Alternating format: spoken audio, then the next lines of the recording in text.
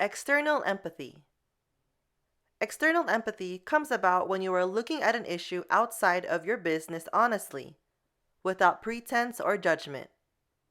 It's about listening to what external factors are telling you. Not only that, it is about looking at external factors such as the competition, why that superstar was snatched away and hired by someone else, or why someone else got a promotion and you didn't, as a source of learning, growing, and understanding, not judgment or negativity. I cannot tell you how often when I am out speaking or consulting about the creator mindset, someone in the audience will ask me how to beat his or her competition. The story always boils down to their competitors driving the prices down in a race to the bottom. They wonder, how can I compete? They pass judgment. They are negative and critical. The answer almost always encompasses my concept of external empathy because I ask that person how much engagement he or she has with the competition. The answer usually comes back the same. None. Why should I talk to them? Why should I relate to them? They are my competition. Then I ask the person if he or she has assessed the marketplace or his or her position within the company honestly by using external empathy, not just passing judgment at arm's length. Usually, we are so busy passing judgment on what we think the truth is that we do not empathize or relate to anyone else, especially our competition. When we pass judgment, we lose a creative advantage. You see, it's actually imperative to relate to your competition because there is a valuable insight to gain. For example, look at the special way they market their product or service, or perhaps their unusually decentralized office. You pass judgment by thinking, everyone's working from home. How can they get anything done? Instead of looking at this with anger or frustration, try to be creative. Look at it with curiosity and try to learn. Ask yourself, what can I learn from this decentralized office? What are they gaining from having people work from home? What can I borrow from them so that I can improve my own standing or career?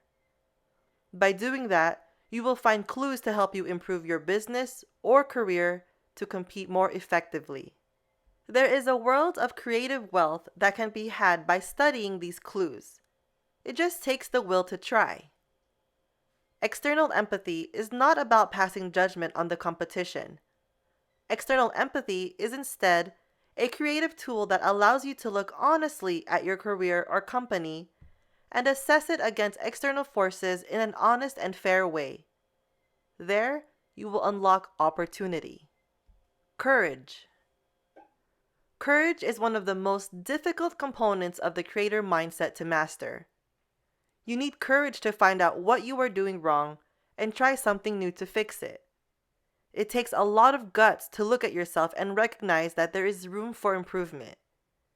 It takes courage to look for things that we can improve on in both our careers and our companies. It takes courage to accept that there is a better way to do something. Then it takes heaps of courage to try something different, new, and creative. Courage also involves the innate creativity that Harriet, our ancestor in Chapter 6, had when she took a pointed stick and fought because there was no other choice. Today, courage deals with believing in yourself and knowing that your direction is the right direction to go in, no matter how much things are stacked up against you. Sounds a lot like our ancestors' definition of courage, doesn't it? There may not be the data to support your gut feeling, and the analytics may be pointing in another direction. But courage allows that creative instinct to point you where you need to go. And that is courageous. When you are following the creator mindset, courage allows you to look for answers in places that seem off limits, places that may seem uncomfortable, places that may seem rife with fear. Because this creative courage I am talking about is the belief that creativity can conquer all, it is indeed worthwhile to try to conquer your fears. I am certain that you are dealing with some issue right at this moment, perhaps even toying around with a solution, but you don't think it's good enough for whatever reason. Creative courage is the will to try that idea as a potential creative solution and believe in your ability to make that creative leap. Courage is listening to creativity when analytics have mostly been the louder. It takes courage to listen to creativity and consider analytics as well. It takes courage to forge forth a path to unite your thinking, giving each and every problem 100%. Using courage and the creator mindset is difficult because it involves looking within to see what we are doing wrong. It is just plain hard.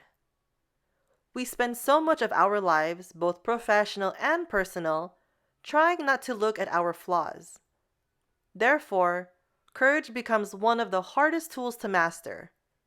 But like anything in life, sometimes the harder something is, the more worthwhile it is. As with running a marathon or completing an advanced degree, the fact that something is hard doesn't mean that we shouldn't do it. Perhaps it means that we should be doing more of it. The same thing is true when we look at courage deep within ourselves and recognize our flaws in order to make ourselves more creative. Humor, empathy, and courage are three unlikely personality traits of creativity that I find over and over are most successful. It turns out that these three traits are deeply useful in negotiating the often treacherous and ever-changing landscape of business today because they are universal. Putting them all together and being actively conscious of putting them together in your dealings with everyday problems will yield amazing and elevated creative results.